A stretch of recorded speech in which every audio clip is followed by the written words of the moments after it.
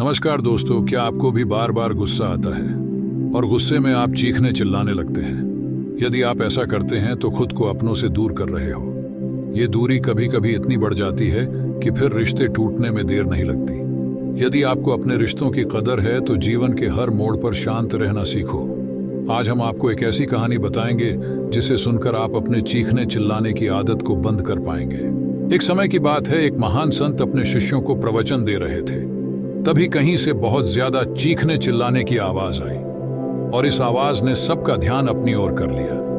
वे एक ही परिवार के लोग थे, किसी समस्या के चलते आपस में लड़ रहे थे और लड़ते लड़ते वह एक दूसरे पर चिल्लाने लगे। ये सब देखकर गुरुजी ने सोचा, क्यों ना इस विषय पर अपने शिष्यों से चर्चा की जाए।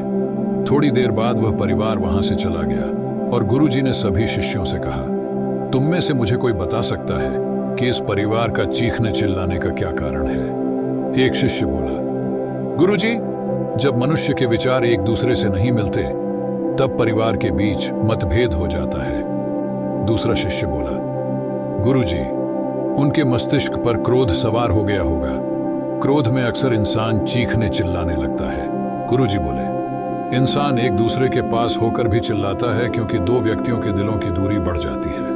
ये दूरी एक दिन इतनी बढ़ जाती है कि उन्हें चिल्ला चिल्ला कर बात करने की जरूरत पड़ती है। मुख्य रूप से इनके चिल्लाने का कारण यह है कि इन लोगों के बीच दूरियां बहुत बढ़ गई हैं। आगे गुरुजी बोले, तुम लोगों ने देखा है, जिन लोगों के हृदय में प्रेम होता है वह हमेशा धीरे धीरे और शांति से बात करते हैं। यह इस बात का संकेत है कि उनके दिल बहुत नजदीक है, और जब दिल नजदीक होते हैं तो इंसान को कभी गुस्सा नहीं कर सकता। प्रेम जब बहुत ही गाढ़ा हो जाता है तब तो शब्दों की भी जरूरत नहीं पड़ती।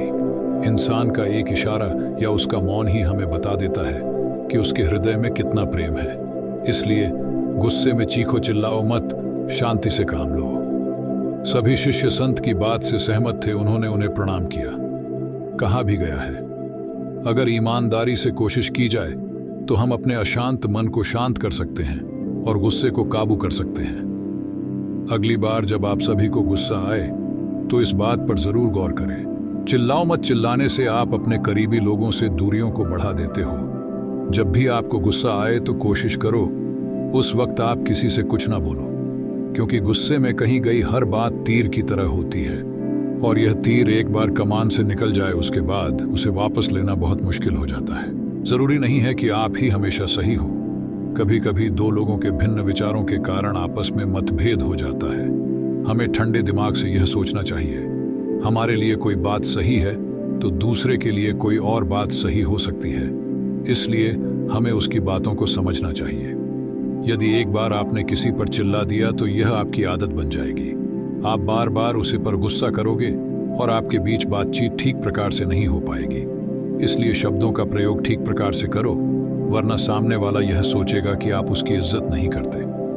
यह कहानी हमें यह सीख देती है कि अपने परिवार के बीच कभी भी गुस्से को मत आने दो। चिल्लाना कुछ देर का होता है, लेकिन इसका असर हमारे रिश्तों पर बुरे तरीके से पड़ता है। इसलिए आपको अपने रिश्तों को निभाने के लिए गुस्सा करने की आदत को अलविदा कहना होगा। अपने परिवार की हर समस्या का समाधान शांत होकर करो। शांति से ही जीवन में खुशहाली आती है। मिलते हैं नेक्स्ट वीडियो में, तब तक के लिए धन्यवाद।